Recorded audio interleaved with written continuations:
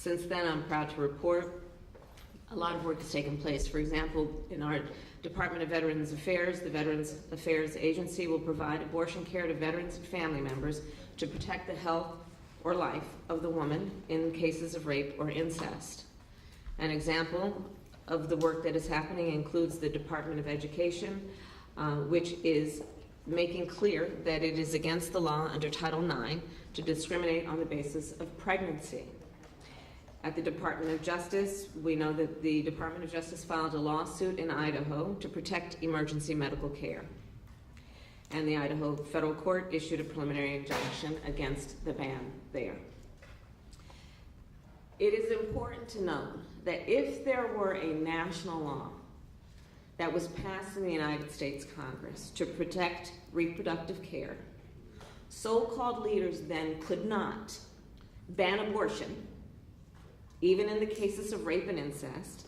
They could not criminalize providers.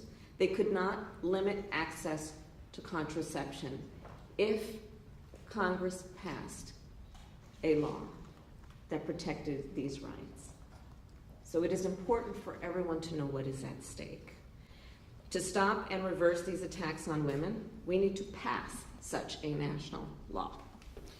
And so we need the American people to make their voices heard and take a stand on the right of all women to exercise their choice to have access to reproductive health care.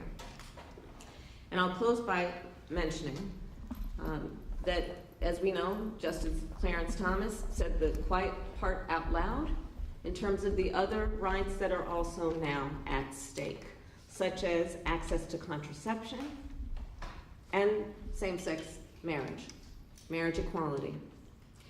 And we already see, by the way, our early warnings of that taking place. Take, for example, what's happening at the University of Idaho, which is refusing to provide contraception to their students. It's already starting. So again, this presents this issue, a crisis, as it relates to healthcare in America. And in response, we will continue to do the work as an administration, including working with folks in our country to build a coalition around all folks who understand what is at stake for them and the people they love. And with that, I will again thank Jen Klein for her work and co-chair Secretary Becerra, and pass it back to you, Jen, to moderate the discussion. Thank you, Vice President Harris, for your leadership, of course, and for your continued commitment to these issues. It's now my honor to turn to you, Mr. President. President Biden. It's on.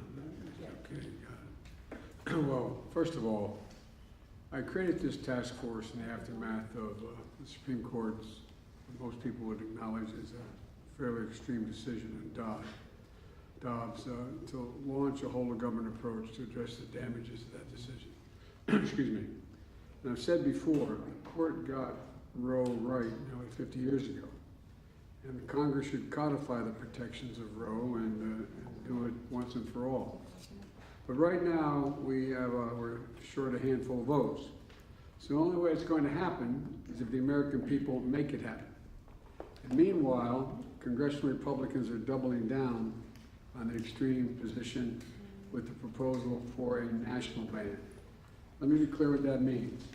It means that even if you live in a state where extremist Republican officials aren't running the show, your right to choose will still be at risk, because Republicans in Congress want to pass a law to take away the right to choose for every woman in every state and every county. And there's no pushing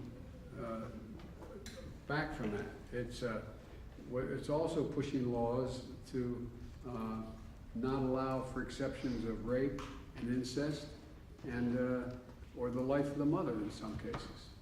And you know, it's really scary part that in some states they're already succeeding. When the Dobbs decision came down, I said, and Justice Thomas warned us very plainly, that this wouldn't stop with a woman's right to choose. And it would extend to the right to privacy itself, and things like contraception. And so it was no surprise that we're seeing extremist laws pop up around the country. that are having a ripple effect far beyond the health rights of a pregnant woman.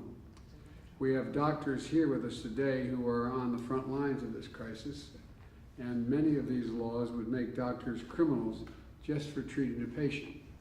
In Arizona, they had a law which has been mentioned by the Vice President on the books in 1864. That's 1864, during the Civil War, and went into effect again a week and a half ago. And just 2 days after it went into effect, a young 14-year-old girl who's been suffering from rheumatoid arthritis and osteoporosis initially couldn't get a refill for her prescription, the drug she'd been taking for years to deal with her two diseases, because concerns that that very prescription could be used to terminate the pregnancy in violation of a law in that state. And that's exactly what we're afraid would happen. This 14-year-old girl couldn't get the medicine she needed for arthritis because of the extreme, backward, and misguided law. Now, officials at the University of Idaho said it should stop providing contraception, as was mentioned by the Vice President. In fact, they told the university staff that they could get in trouble just for talking or telling students about where they get birth control. Folks, what century are we in? I mean, what are we doing? I respect everyone's view on this, personal decisions they make, but my Lord, we're talking about contraception here. It shouldn't be that controversial.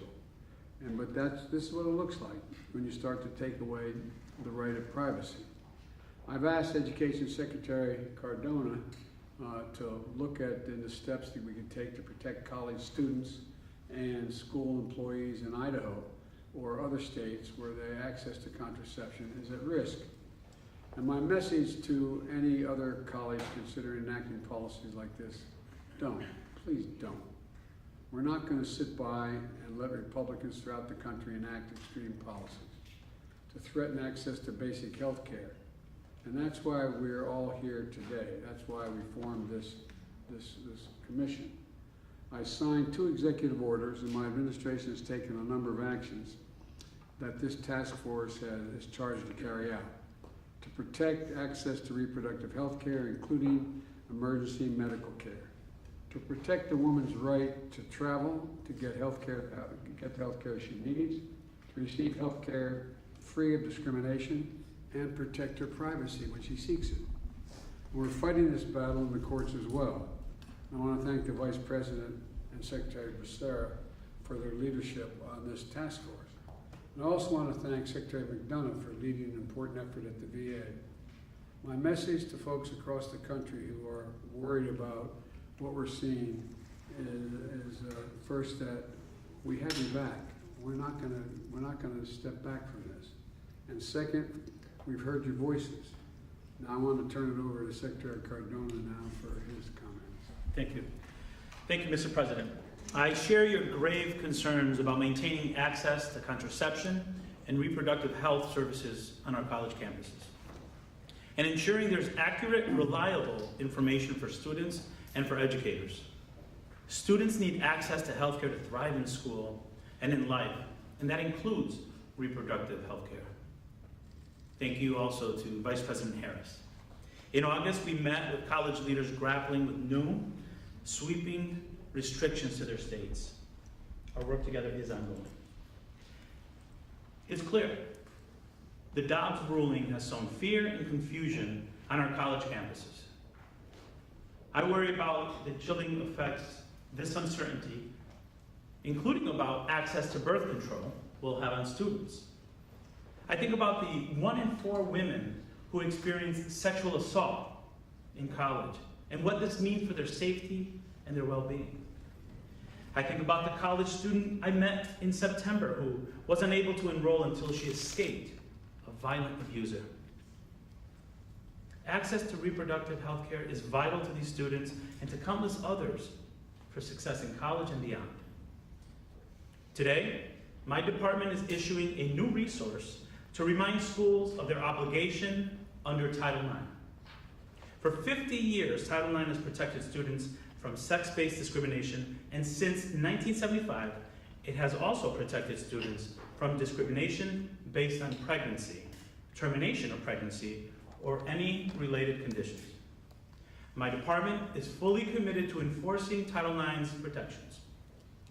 The resource also explains how to file a complaint with your school or our Office for Civil Rights if you or someone you know encounters discrimination.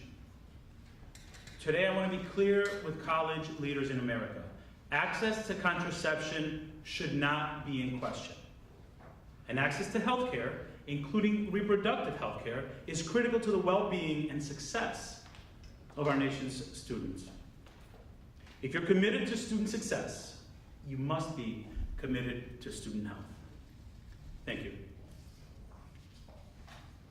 Thank you so much, Secretary Cardona, again, for your partnership, for your leadership. Now we're going to turn to the real experts in the room, the physicians who have come to talk about the impact that Dobbs is having and the laws passing across the country are having on their practice and their patients. So we're going to start with you, Dr. Nisha Verma. Thank you. Good afternoon, President Biden, Vice President Harris, and distinguished members of the task force. It is an honor to join you today. My name is Dr. Nisha Verma, and I am a board-certified, fellowship-trained obstetrician-gynecologist who provides full-spectrum reproductive health care. I'm a fellow of the American College of OBGYNs and currently provide care in Georgia. Growing up in the South, I saw firsthand the devastating impacts of restrictions on contraception and abortion care in the lives of real people, my friends, family, and people in my community. They are the reason I am here before you today. I became a doctor and OBGYN because of my drive to care for people without judgment throughout the course of their lives, regardless of their healthcare needs. Now, the Supreme Court's decision to overturn the constitutional right to abortion care has wreaked havoc across this country as states, including Georgia, have severe abortion bans in effect and have threatened clinicians with criminal penalties. Because of a law that is not based in medicine or science, I am forced to turn away patients that I know how to care for.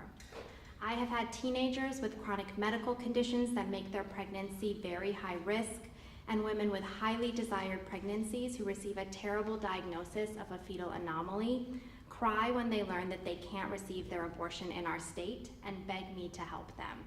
Imagine looking someone in the eye and saying, I have all the skills and the tools to help you, but our state's politicians have told me I can't. Imagine having to tell someone, you are sick, but not sick enough to receive care in our state based on our law's very narrow exceptions.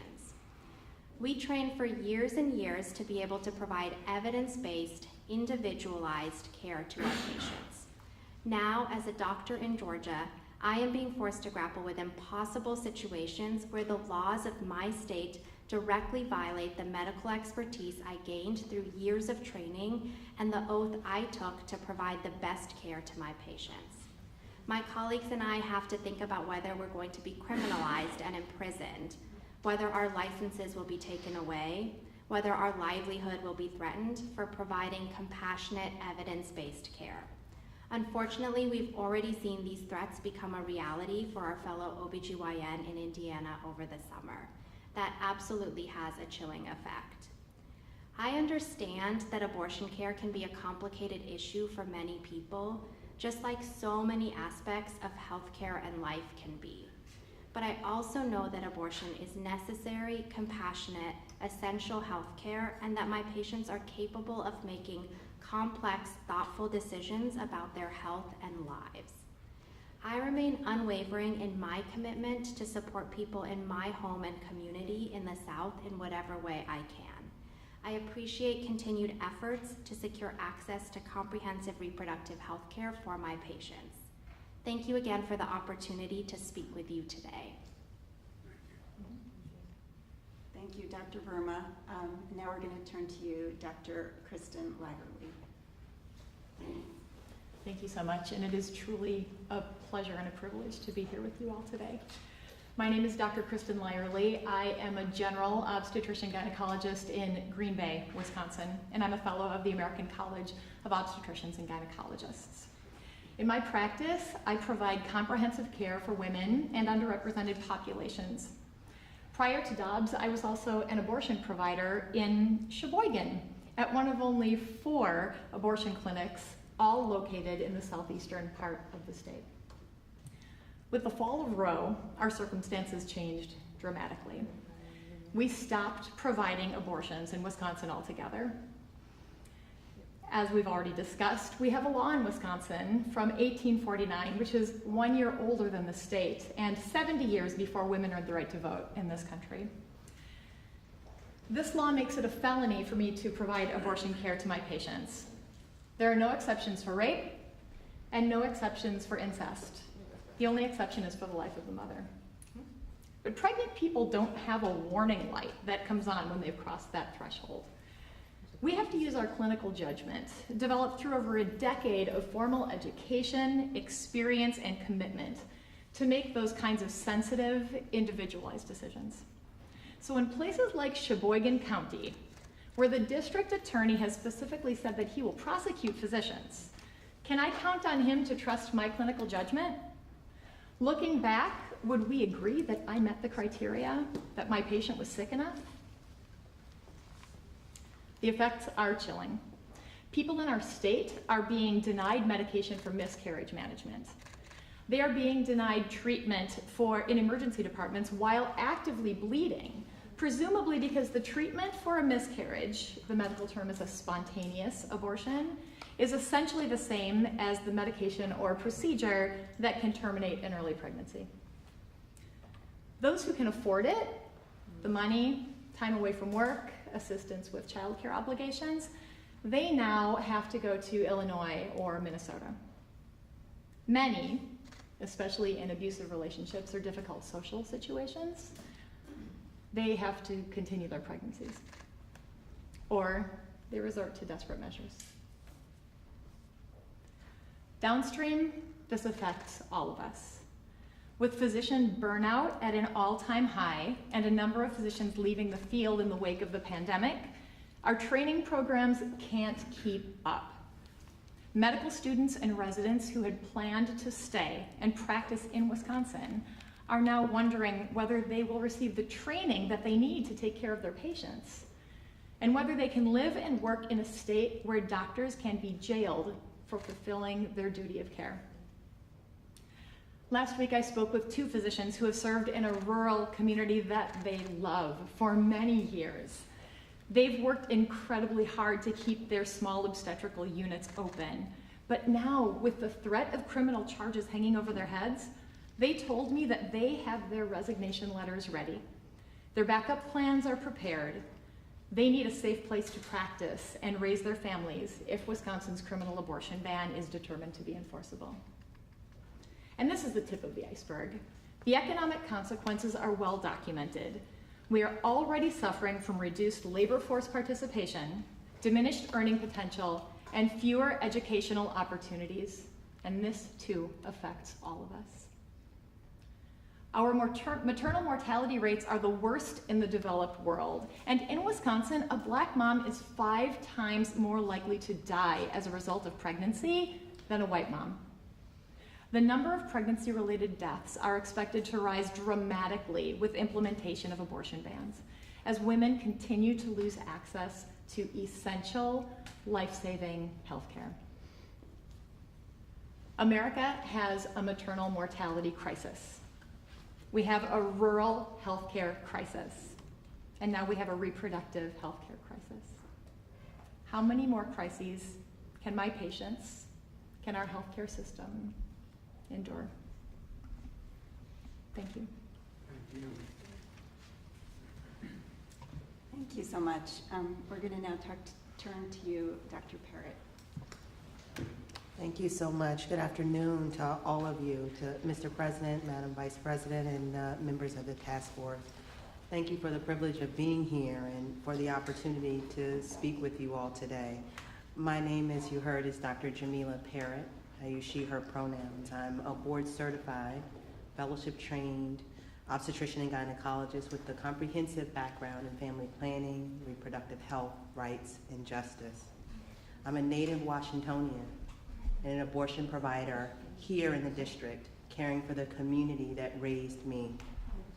a community that I serve every day, working to expand access to comprehensive reproductive health care, a community that has been deeply impacted by these bans on abortion care. The aftermath of the Supreme Court decision, a ruling that eviscerated the constitutional right to abortion for millions, has been truly devastating for our communities. The relentless attacks on our dignity, our well-being, our ability to determine if, when, or how to start and raise our families have not let up. And they have a singular goal in mind. These restrictions are designed to punish people providing abortion care and the family, friends, and loved ones who support them. We've already seen these attempts, as you've heard, to criminalize abortion providers play out in real time. Our colleagues like Dr. Caitlin Bernard in Indiana has been targeted by the Attorney General for providing care to a person in need. My friend and colleague and Texas-based abortion provider, Dr. Ghazala Moyedi, has been threatened multiple times by the Texas officials and has been forced to stop providing care due to threats of criminal punishment and harassment. Abortion is health care. It is our human right. It is safe. And despite the claims that these bans are improving the safety and well-being of the care we provide, it is actually these bans themselves that are harming our communities. The ripples effects that we see play out on the ground are devastating, and abortion bans are impacting, as you heard, all aspects of reproductive health care, including miscarriage and pregnancy care for ectopic pregnancy. While abortion bans should never impact the ability for folks to get emergency care, the confusion and uncertainty created by these restrictions creates chaos at healthcare institutions, and providers are worried. We're worried about being held criminally responsible for the emergency care that we provide to folks in need. And moreover, evidence shows that abortion bans, as you heard, will already exacerbate abysmal maternal mortality rates. And recent data found that banning abortion will increase maternal mortality by 24% for all women and almost by 40% for Black women. And this is particularly worrisome given the worsening maternal mortality gap that disproportionately impacts Black, brown, and Indigenous women. As the landscape of abortion access continues to shift, I urge us to remember that these attacks are not new. They did not begin, and they will not end with the Dobbs ruling. What we're seeing now is the same intent dressed up in brand new clothes.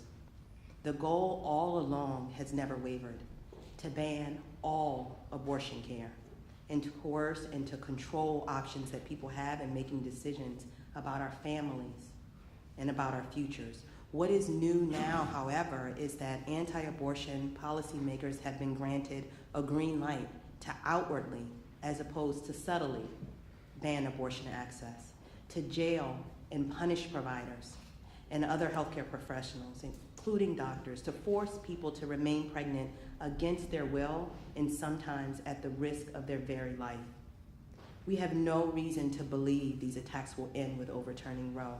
We need bold, immediate, brave action to protect our communities and to push for legislation that reinstates basic human rights for every person, no matter where they live. There are no safe states. There are no sanctuary cities, even here in the district, especially here in the district, because we lack home rule. We have no right to make decisions about our own futures. I appreciate the opportunity for being here today, for sharing my story with you, for listening to medicine. Thank you all for listening to the science, listening to people who have abortions, and those of us who provide abortion care. I look forward to partnering with you all as the work continues ahead. Thank you. Thank you, Dr. Parrott. And last, I'd like to turn to Dr. Saudia Haider. Good afternoon, President Biden, Vice President Harris, and the members of the task force. It's an honor and privilege to be here to speak to you about my experience as a family planning provider in Illinois. My name is Dr. Saudia Haider. I'm also a board-certified OBGYN family planning trained subspecialist, and a fellow of the American College of OBGYN. I provide comprehensive obstetrical and gynecologic care to all of my patients, including abortion and contraception. I also oversee the Complex Family Planning Fellowship Program at my institution, and this is helping to train the next generation of clinicians that are needed to take care of our patients. I am incredibly fortunate to live and work in a state that is supportive of access to full spectrum reproductive health care, including abortion and contraception. This care is rightfully viewed as essential health care in my state. With the rise of legislative restrictions in neighboring states in recent years, and again, this is not new, this has been happening for years, Illinois, like many other surge states, has seen a steady increase in volume of patients traveling to our state from all over the country for abortion care. While Dobbs data is not yet available, we expect the number of patients traveling to Illinois will dramatically rise in the coming months to years, with estimates that patient volume will increase up to 100%, with some projections that 20 to 30,000 patients may travel to each year to the Chicago area to seek abortion care. We know that those who are already impacted by the lack of health care in general and lack of access to abortion care and reproductive health care are lower income and patients of color. These are the patients that will continue to disproportionately be impacted by the Dobbs decision, worsening the maternal health crisis that already exists in our country, as well as the health inequities that persist.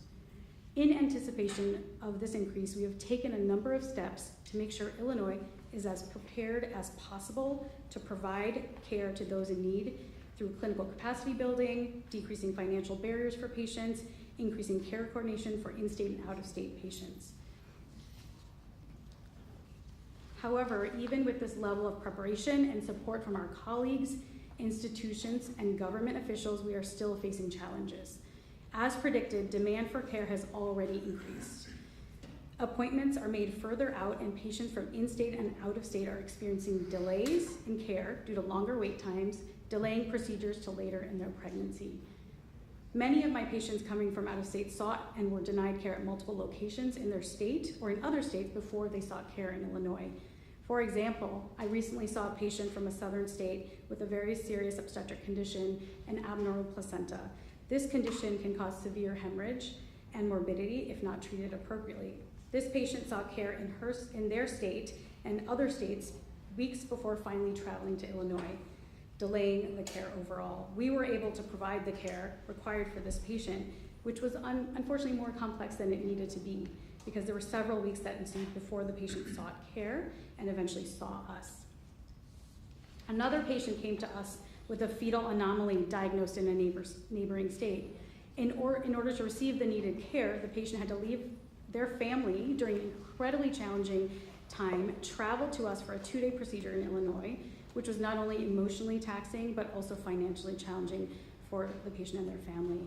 Many more patients with similar stories have come to Illinois and will continue to do so because of the Dobbs decision, but many patients will not be able to get all the financial resources and figure out the logistics to get to us, and those patients will continue to have an unmet need for care. I am honored to care for all patients who need access to reproductive health care, and my team and I will continue to do so in Illinois. However, it is undeniable that the patchwork of access to abortion care, exacerbated by the Dobbs decision, is negatively affecting patients across the country. We will continue to rise to the challenge and urge policymakers to do the same, as the repeal of Roe has worsened the maternal health crisis and health inequities that have existed for a long time in our country, and we must change this. Thank you so much for listening to our stories and for working with us to move this issue forward. Thank you so much to all of you. I mean, first of all, for coming here and sharing your incredibly important perspectives, but really more importantly for the work that you're doing every day in this incredibly challenging and worse environment that you just described. We're now going to move to the closed press portion of our task force meeting, so thank you very much. Thank you very much, Press, we need you all to move. Mr. President, you've talked. Thank you very much. We need you guys to move. Thank you very much. Please. Thank you. Thank you very much, Press. Thank you very much, Press. Thank you very much, Press. Thank you. We need you to move. We need you to move. We need you to move. Thank you. Let them get on with the meeting. Thank you very much. Should Herschel Walker be disqualified? Let's go. Thank you. Thanks so much. Thank you very much. We appreciate you. Thank you very much. Let's move this way. Let's move this way.